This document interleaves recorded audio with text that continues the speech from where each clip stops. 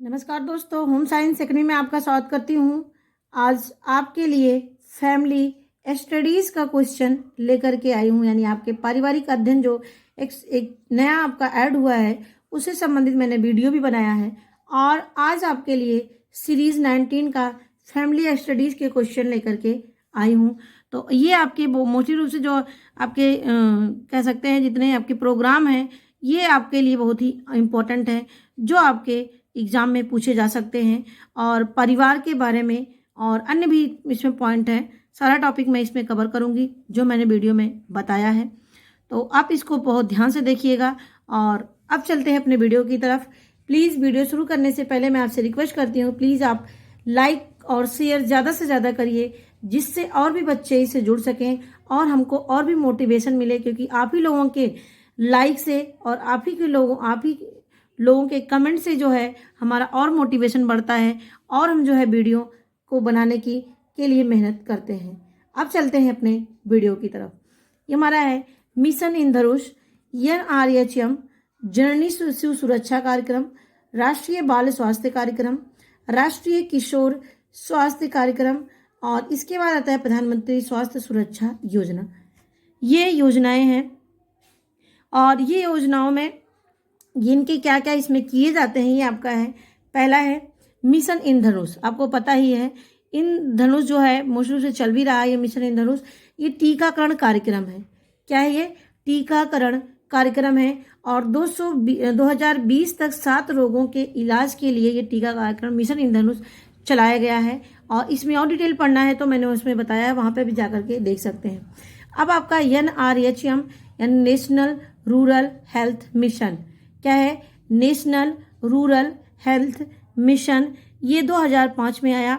ये क्या काम करता है कि जो निर्धनतम परिवारों को स्वास्थ्य सुविधा प्रदान करना, यानी जो गरीब से गरीब लोग हैं उनको क्या है, स्वास्थ्य सुरक्षा प्रदान करने का काम किया जाता है इसमें। नेक्स्ट आता है जननी शिशु सुरक्षा कार्यक्रम, जिसको हम JSSK बोलते हैं। क्या बोलते हैं? JSSK। ये भी आपका 2005 में ये आया था। और इसके बाद आता है हमारा, इसके बाद है जननी सुरक्षा। ये जो कार्यक्रम है इसका जो ऑप्शन जाता है, संस्थागत प्रसव को बढ़ावा देने के लिए ये योजना आई, जननी शिशु सुरक्षा कार्यक्रम। यानी जो महिलाएं हो वो, यदि जो प्रेग्नेंट है उनका जो प्रसव हो वो सरकारी हॉस्पिटल में हो, जिससे उनको जो घर में हो जाता था, इसमें जच्चा और बच्चों के लिए दोनों की समस्या हो जाती थी, कभी कभी डेथ भी हो जाती थी। इसीलिए जननी शिशु सुरक्षा कार्यक्रम के द्वारा महिलाओं को, यानी जो प्रेग्नेंट है उनको पूरा चेकअप से लेकर के पूरा प्रसव तक की खर्चा जो है सरकार देती है। तो ये है जननी शिशु सुरक्षा कार्यक्रम, जिसको 2005 में इसकी स्थापना की गई थी। नेक्स्ट आता है राष्ट्रीय बाल स्वास्थ्य कार्यक्रम, जो 2013 में आया था। ये जो है ये जन्म से लेकर के 18 वर्ष तक के बच्चों को स्वास्थ्य सुविधा देने का काम करता है। कौन? राष्ट्रीय बाल स्वास्थ्य कार्यक्रम जन्म से 18 वर्ष तक के बच्चों को स्वास्थ्य सुविधा देने का काम करता है। नेक्स्ट आता है राष्ट्रीय किशोर स्वास्थ्य कार्यक्रम। राष्ट्रीय जो किशोर स्वास्थ्य कार्यक्रम होता है, ये क्या है? 10 से 19 वर्ष के जो किशोर होते हैं उनको स्वास्थ्य सुविधा प्रदान करना। क्या है? 10 से 19 वर्ष के जो किशोर युवा है उनको स्वास्थ्य सुविधा, जैसे कुपोषण से ग्रसित हो जाते हैं, एनीमिया से ग्रसित हो जाते हैं, जिससे उनकी जो वृद्धि होती है वो रुक जाती है। इसीलिए 2014 में राष्ट्रीय किशोर स्वास्थ्य कार्यक्रम लाया गया।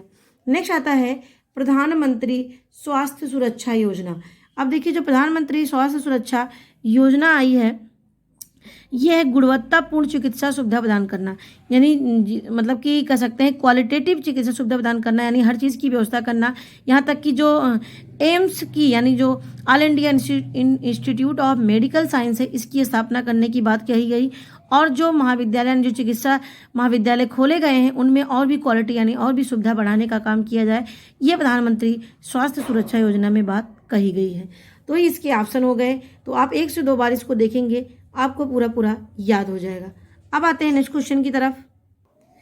इसमें क्वेश्चन है पारिवारिक विघटन के जो कारण को दिए गए बिंदुओं में से चुनिए। यानी इसमें विघटन यानी परिवार जो विघटित हो जाता है, टूट जाता है, उसके पीछे क्या कारण है?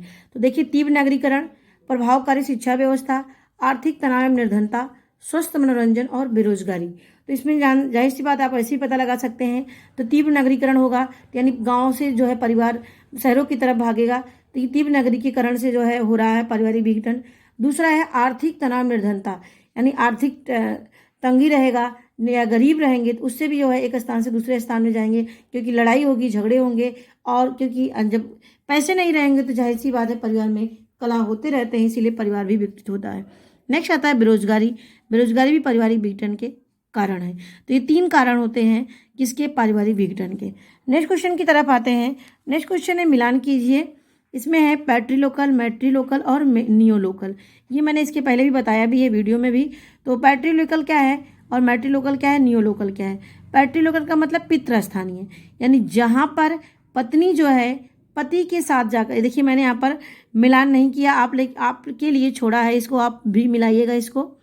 वैसे यहाँ पर मैंने ये लिख दिया, यहाँ से आप खुद ही जान सकते हैं, इसीलिए मैंने यहाँ पर आपके लिए आंसर को उत्तर नहीं लिखा है। तो प्लीज़ इसका हमें कमेंट में बताइएगा क्या आंसर होगा पैट्रीलोकल, मैट्रीलोकल और नियोलोकल का। तो नेक्स्ट क्वेश्चन की तरफ आते हैं। नेक्स्ट क्वेश्चन देखिए आपका है, इसमें मोनोगैमी, ये भी आपके परिवार से संबंधित है। यहाँ पर मिलान कीजिए क्वेश्चन में है, ये आपको इसको मिलान करना है। मोनोगैमी, पॉलीजिनस, पॉलीएंड्रस, और ये आपके फ्रेटर्नल पॉलीएंड्री, और उसके बाद नॉन फ्रेटर्नल पॉलीएंड्री। ये देखिए बहुत ही अच्छा क्वेश्चन है, और ये आपके परिवार से एक क्वेश्चन अवश्य ही आते हैं, चाहे असर्सन में आए आपके, चाहे मिलान में आपके आए, वैसे एक क्वेश्चन इससे अवश्य ही आते हैं, तो इसीलिए मैंने सारे क्वेश्चन इसमें से कवर किए हैं। तो देखिए मोनोगैमी, आपको पता है मोनोगैमी में क्या होता है, जिसमें एक जो है एक पत्नी के, देखिए मोनोगैमी होता है एक पति के एक पत्नी हो, यानी जिसमें एक विवाहित, जिसको परिवार बोलते हैं, क्या बोलते हैं, एक विवाहित परिवार को ही मोनोगैमी कहते हैं। क्या होता है, एक विवाहित परिवार को ही मोनोगैमी कहते हैं। अब आता है दूसरा पॉलीजिनस। अब देखिए पॉलीजिनस किसे कहते हैं, पॉलीजिनस जिसे हम बहुपत्नी कहते हैं, यानी एक ही पति के कई पत्नियां, यानी हस्बैंड एक हो। देखिए बहुपत्नी, बहुपत्नी का मतलब बहुत पत्नियां हो, यानी पति एक हो और पत्नियां कई हो, उसे क्या बोलते हैं, पॉलीजिनस कहते हैं। इसी से आप अंदाजा लगा दीजिएगा, पॉलीजिनस मतलब पत्नी कई हो और पति एक हो। और बहुपति, यहाँ पर भी वो इसी का जस्ट उल्टा कर दीजिए, यहाँ पर क्या है, जो बहुपति मतलब पत्नी एक हो और पति कई हो, तो इसे क्या बोलते हैं, पॉलीएंड्रस कहते हैं। तो यहीं से आप इसका अंदाजा लगा सकते हो। देखिए यहाँ पर लिखा है मैंने, एक पत्नी के कई पति, एक पत्नी के कई पति। अब आता है फ्रेटर्नल पॉलीएंड्री। क्या है, फ्रेटर्नल पॉलीएंड्री, इसमें आता है कि भातृत्व बहुपति विवाहित परिवार। अब देखिए भातृत्व का मतलब यहाँ पर क्या होता है, जैसे आप कौरव पांडव में देखा था कि जो उसमें 5 भाई थे, उनकी एक पत्नियां थी, उनकी क्या थी, एक पत्नी थी। तो वो क्या है, यानी कई भाई हों और उनकी कई भाइयों की केवल एक पत्नी हो, उसी को बोलते हैं फ्रेटर्नल पॉलीएंड्री। क्या है, फ्रेटर्नल पॉलीएंड्री, जिसको बोलते हैं भातृत्व बहुपति विवाहित परिवार। दूसरा आता है नॉन फ्रेटर्नल। नॉन फ्रेटर्नल का मतलब होता है इसमें सगे भाई ना हो, बल्कि वो अलग अलग हो, यानी इसमें भी पति कई होते हैं और पत्नियां एक होती हैं, लेकिन इसमें तो भाई नहीं होते, बल्कि ये अलग हैं, ये अलग हैं, ये अलग हैं। और जबकि जो भातृत्व में होता है, इसमें एक ही सगे भाई होते हैं और उनकी एक पत्नियां होती, इसमें 5 या 4 जो भी हों, जितने भी लोग हों वो अलग अलग हों। तो ये फ्रेटर्नल हुए और नॉन फ्रेटर्नल। अब आते हैं क्वेश्चन की तरफ। परिवार के आकार को सीमित रखना ही परिवार नियोजन है। ये देखिए, यदि आपने पढ़ा होगा तभी परिवार नियोजन बता सकते हैं कि परिवार के आकार को सीमित रखना ही क्या है, परिवार नियोजन है। और जननी सुरक्षा योजना द्वारा परिवार को नियोजित कर सकते हैं। तो क्या ये आपको सही लग रहा है कि दूसरा सही है, पहला सही है, कि दोनों सही है, कि ये सही है, कि आर गलत है, कि दोनों गलत है? इसमें आपको आंसर देना है। देखिए जननी सुरक्षा योजना ये माता के लिए है, ये परिवार नियोजन के लिए नहीं है, और यहाँ पर आपका ये योजना नहीं आएगी, यहाँ पर ये योजना दूसरी आएगी, इसीलिए यहाँ पर आपका पहला तो सही है लेकिन दूसरा क्या है, गलत है। तो परिवार के आकार को सीमित रखना ही परिवार नियोजन है, लेकिन जननी सुरक्षा योजना परिवार को सीमित रखने का काम नहीं करती, इसीलिए यहाँ पर ए सही होगा और आर गलत होगा। नेक्स्ट क्वेश्चन की तरफ आते हैं, ये भी बहुत इंपॉर्टेंट क्वेश्चन है, इसमें से आपके पीजीटी और टीजीटी में क्वेश्चन आए थे। देखिए महिला नसबंदी को क्या कहते हैं, पूर्ण नसबंदी को क्या कहते हैं, अस्थायी विधि जिस विधि के द्वारा करते हैं नसबंदी उसको क्या कहते हैं, अस्थायी विधि और अस्थायी विधि, मैंने एक ही में चारों कर दिया है। तो देखिए महिला ने जो नसबंदी होती है उसको ट्यूबेक्टोमी बोलते हैं। क्या बोलते हैं, ट्यूबेक्टोमी, याद रखना, महिला नसबंदी को ट्यूबेक्टोमी कहते हैं। और पुरुष नसबंदी को क्या बोलते हैं, बैसेक्टोमी, क्या कहते हैं, बैसेक्टोमी कहते हैं। और जो अस्थायी विधि क्या है, परिवार नियोजन की वो ऑपरेशन है। क्या है? अस्थायी विधि ऑपरेशन है। और अस्थायी विधि में कॉपर्टी, गोलियां, निरोध, जितनी भी चीज़ें आती हैं जो अस्थायी इंजेक्शन, ये क्या है? हमारी अस्थायी विधि होती हैं, जिनको केवल थोड़े समय के लिए ये महिलाओं के द्वारा किया जाता है कि प्रेगनेंसी से बचाव करने के लिए। नेक्स्ट क्वेश्चन की तरफ आते हैं। नेक्स्ट क्वेश्चन है, निर्देशन एक प्रक्रिया है। देखिए यहाँ पर क्वेश्चन का आंसर आपको देना है। निर्देशन एक प्रक्रिया है, क्या है? सामाजिक है कि नैतिक है कि मनोवैज्ञानिक है कि इनमें से सभी है? इसका आंसर आपको कमेंट बॉक्स में हमें बताना है कि इसमें से कौन सी प्रक्रिया निर्देशन एक सामाजिक, नैतिक, मनोवैज्ञानिक और इनमें से सभी। तो हमें आप कमेंट में लिख करके बताएंगे। इसका आंसर मैं आपको नहीं बताऊंगी। अब देखिए आपका आता है क्वेश्चन, अभिकथन में आता है कि निर्देशन एक मनोवैज्ञानिक प्रक्रिया है और कारण इसमें क्या है? निर्देशन, यहाँ पे अभिकथन है निर्देशन क्या? एक मनोवैज्ञानिक प्रक्रिया है। अब है कारण, इसमें निर्देशन के द्वारा व्यक्ति की समस्या का समाधान किया जाता है। अब देखिए यदि आपने निर्देशन के बारे में पढ़ा होगा तभी आप बता सकते हैं इसको, और मैंने निर्देशन और मार्गदर्शन ये आपको अच्छे से मैंने क्लियर भी किया है। काउंसलिंग क्या है भी मैंने आपको बताया है, तो वहाँ से जाकर के आप इसका पूरा डिटेल दे सकते हैं। तो निर्देशन क्या एक मनोवैज्ञानिक प्रक्रिया है और इसके साथ साथ निर्देशन के द्वारा व्यक्ति की समस्या का समाधान किया जाता है। तो बिल्कुल सही बात है, क्योंकि इसमें जो व्यक्ति की हो कोई समस्या हो, चाहे उसकी सामाजिक हो, नैतिक हो, चारित्रिक हो, जो भी उसकी समस्या हो, उसकी समस्या के समाधान के लिए किसी विषय विशेषज्ञ के द्वारा उसको निर्देशन दिया जाता है। एक तरीके से वो हमारा क्या होता है? निर्देशन होता है। और एक तरीके से काउंसलिंग क्या होती है? काउंसलिंग में वो भी कह सकते हैं कि जैसे यहाँ निर्देशन है तो कोई भी दे सकता है निर्देशन। जैसे कि कोई टीचर है वो विज्ञान से मान लीजिए दे सकता है, हिंदी में भी दे सकता है, कुछ बच्चे में मतलब कि कुछ निर्देशन लेना चाह रहा है, थोड़ी बहुत जानकारी लेना चाह रहा है तो निर्देशन के द्वारा देता है। लेकिन जो काउंसलिंग होती है उसमें किसी विषय विशेषज्ञ के द्वारा ही दिया जाता है। देखिए काउंसलिंग उसमें एक्सपर्ट होते हैं, निर्देशन ये एक्सपर्ट नहीं होते हैं। ये आप केवल आपको थोड़ा सा मार्गदर्शन दे सकते हैं, लेकिन डिटेल आपकी समस्या का समाधान ये नहीं कर सकते हैं। तो कहने का मतलब निर्देशन के द्वारा व्यक्ति की समस्या का समाधान किया जाता है, लेकिन एक्सपर्ट यदि होते हैं तो वो काउंसलिंग के द्वारा, यानी जो काउंसलर होते हैं उनके द्वारा सॉल्व किया जाता है। तो इसका जो ऑप्शन होगा इसमें क्या होता है? ए और आर दोनों सही है। नेक्स्ट क्वेश्चन की तरफ आते हैं। देखिए यहाँ पर हमने लिखा है परामर्श, यानी काउंसलिंग की आवश्यकता क्यों पड़ती है? किस लिए काउंसलिंग की आवश्यकता पड़ती है? तो सीखने की गति को तेज करने के लिए, असमयोजन करने के लिए, स्कूल छोड़ चुके बच्चों के लिए, आक्रामक व्यवहार को बढ़ावा देने के लिए। तो यहाँ पर देखिए सीखने की गति को क्या करता है? तेज करने के लिए जो है क्या है? परामर्श दिया जाता है, उनको ट्रेनिंग कह सकते देते हैं, उनको बताया जाता है, सिखाया जाता है। और इसमें सी है स्कूल छोड़ चुके बच्चों के लिए, इसमें उनको परामर्श जिसको काउंसलिंग करके उनको मोटिवेट कर सके, वो पढ़ सके आगे और जिससे उनका हौसला और बढ़ सके। यहाँ पर देखिए मैंने समायोजन करने के लिए होता तो सही होता है, यहाँ पर हमने एक शब्द लगा दिया असमयोजन करने के लिए, तो यहाँ पर ये सही नहीं होगा। और आक्रामक व्यवहार, आक्रामक मतलब निगेटिव थिंकिंग को, व्यवहार को बढ़ावा देने के लिए काउंसलिंग नहीं की जाती है, बल्कि पॉजिटिव थिंकिंग यानी पॉजिटिव व्यवहार को बढ़ावा देने के लिए दिया जाता है। तो ये इसका आंसर ये सही नहीं होगा। नेक्स्ट क्वेश्चन है काउंसलिंग की प्रक्रिया को क्रमबद्ध करिए। भी मैंने पढ़ाया आपको।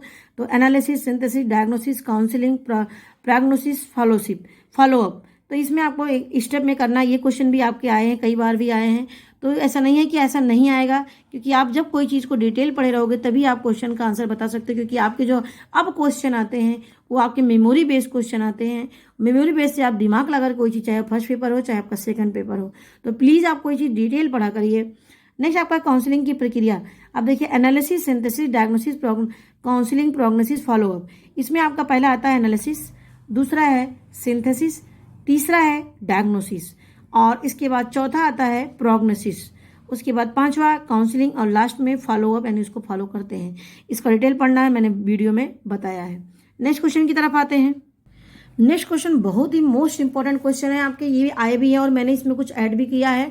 ये आपके वोमेन जो एक्टिविस्ट हैं उनसे संबंधित क्वेश्चन है, ये जो क्या क्या काम कर रही हैं, तो प्लीज आप इसको देखिएगा। महिला ई हार्ट, ये क्वेश्चन आपके आए भी हैं। ऑनलाइन मार्केटिंग प्लेटफॉर्म है जहां पर मार्केटिंग जो है महिलाओं से संबंधित जो है की जाते हैं, यानी महिला ई हार्ट जो है ये महिलाओं के लिए है। ऑनलाइन मार्केटिंग प्लेटफॉर्म तैयार किया गया है महिलाओं के लिए।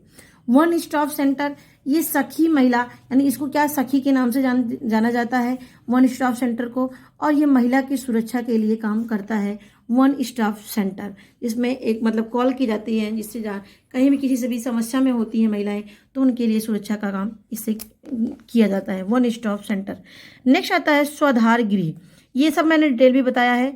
स्वाधार गृह, स्वाधार गृह क्या है? महिलाओं को पुनः स्थापन करना, यानी जो महिलाएं कह सकते हैं वंचित हैं, या जो महिलाओं के लिए घर नहीं है, जो महिलाएं बाहर कह सकते हैं उनके लिए सुविधा नहीं है, विधवा हैं, ऐसी महिलाओं के लिए स्वाधार गृह की स्थापना की गई है। जैसे लिखा है मैंने, महिलाओं को पुनः स्थापित करना, यानी पुनः स्थापन करने की व्यवस्था करना, स्वाधार को एक अपना घर दे करके ये स्थापना किया जाए स्वाधार गृह के द्वारा। नेक्स्ट आता है स्टेप। स्टेप क्या है? ये कुशलता के साथ रोजगार प्रदान करने का काम करता है, यानी इसमें ट्रेनिंग भी देता है और साथ में रोजगार भी देने का काम करता है, ये होता है स्टेप। ये स्टेप फुल फॉर्म भी मैंने बताया है। नारी शक्ति पुरस्कार, अब नारी शक्ति जो पुरस्कार होगा ये किस में होगा देख लीजिए आप, ये राष्ट्रीय स्तर पर पहचान के लिए दिया जाता है। किसमें है ये? राष्ट्रीय स्तर में पहचान के लिए ये दिए जाते हैं। तो याद रखना, नारी शक्ति पुरस्कार राष्ट्रीय स्तर पर महिलाओं के जो कार्य किए गए हैं उससे संबंधित उनको पहचान दिलाने के लिए, जो महिलाओं को जो फेमस या जो कह सकते हैं एक्टिविस्ट हैं जो काम किए हैं उनको ये पुरस्कार दिए जाते हैं। तो याद रख लेना है इसको। अब आते हैं बहुत इंपॉर्टेंट क्वेश्चन, मैंने एक ही में सारा कर दिया है, ये मैंने अभी थोड़ी दिनों पहले ही इस वीडियो को डाला था वुमेन एक्टिविस्ट में, तो इसीलिए मैंने सारा एक में इसको कर दिया है। तो देखिए आपका है अमृता देवी, मेधा पाटेकर, सुनीता नारायण, वंदना शिवा, अरुणा राय, राशिदा वी और चंपा देवी, मेनका गांधी, कृति भारती, सुनीता कृष्णन और लक्ष्मी अग्रवाल, ये इनके काम हैं। इनके काम से आपको इसको मिलान करना है। अब देखिए यहाँ पर पहला है अमृता देवी। अमृता देवी क्या है? जो खेजरी वृक्ष को बचाने के लिए उन्होंने काम किया है। अमृता देवी ने क्या, खेजरी वृक्ष थी उसको बचाने के लिए उन्होंने काम किया है। और मेधा पाटेकर नर्मदा बचाओ आंदोलन था इनका, जो नर्मदा नदी पर जो बांध बनाए जा रहे थे उसके लिए इन्होंने काम किया, और ये मेधा पाटेकर काफ़ी सभी लोग जानते भी होंगे। सुनीता नारायण, ये विज्ञान एवं पर्यावरण केंद्र की स्थापना करने के लिए जानी जाती हैं, सुनीता नारायण। अब आता है वंदना शिवा, ये नवधान्या के लिए ये जानी जाती हैं। नेक्स्ट आता है अरुणा राय। देखिए अरुणा राय, इसके पहले मैंने आपको इनको बारे में बता भी चुकी हूँ। ये राइट टू इन्फॉर्मेशन के लिए जो है बहुत ही काम किया, उसको कह सकते हैं लाने के लिए। राइट टू इन्फॉर्मेशन एक IAS अधिकारी थी, और ये मजदूर किसान शक्ति संगठन यानी MKKS जो है MKSS संगठन की स्थापना भी की है। किसने? अरुणा राय ने। नेक्स्ट आता है राशिदा वी और चंपा देवी। ये राशिदा वी चंपा देवी क्या है? भोपाल गैस त्रासदी के लिए, यानी जो वहाँ पर गैस लीक हुई थी, वहाँ पर काफ़ी लोग इसके मारे गए थे, उसके लिए उन्होंने काम किया था राशिदा बी और चंपा देवी ने। नेक्स्ट आता है मेनका गांधी। मेनका गांधी ने जो है जानवरों को अधिकार को दिलाने के लिए, जानवरों के अधिकार के लिए इन्होंने लड़ा था, मेनका गांधी ने। नेक्स्ट क्वेश्चन हमारा है कृति भारती। अब देखिए कृति भारती जो है इन्होंने सारथी ट्रस्ट की स्थापना किया है। याद रखना, कृति भारती सारथी ट्रस्ट की स्थापना किया है, इसमें बाल विवाह पर रोकने के लिए इन्होंने भी काफ़ी काम किया है कृति भारती ने। नेक्स्ट आता है सुनीता कृष्णन। देखिए सुनीता कृष्णन जो है ये मानव तस्करी, यानी जो महिलाओं को जो बेचा जाता था, यानी कि तस्करी की जाती थी इसके लिए, तो सुनीता कृष्णन ने इस पर काम किया है, ये मैंने अपने वीडियो में बताया भी है। लक्ष्मी अग्रवाल लास्ट। लक्ष्मी अग्रवाल क्या है? एसिड अटैक के विरुद्ध इन्होंने काम किया, क्योंकि ये खुद ही इससे जो है ग्रसित थी, इनके ऊपर जो है एसिड छोड़ा गया था, तभी से इन्होंने प्रण कर लिया था इसको खत्म करने के लिए। जो खुले में बेचा जाता था एसिड को, उस पर रोक लगाने की लक्ष्मी अग्रवाल ने काम किया था। तो लक्ष्मी अग्रवाल एसिड अटैक के विरुद्ध काम किया था। तो ये देखिए सारे इंपॉर्टेंट हैं, ये आप प्लीज़ आप 1 से 2 बार इसको देखेंगे तब आपको सारी बातें आपको याद हो जाएंगी। तो ये हमारी वीडियो पारिवारिक अध्ययन में, और भी यदि आपको कुछ जानना होगा नेक्स्ट टॉपिक किस पर लाया जाए तो प्लीज़ आप हमें कमेंट में बताएंगे कौन सा टॉपिक लाया जाए। तो ये हमारी वीडियो, मेरी वीडियो देखने के लिए आपको धन्यवाद।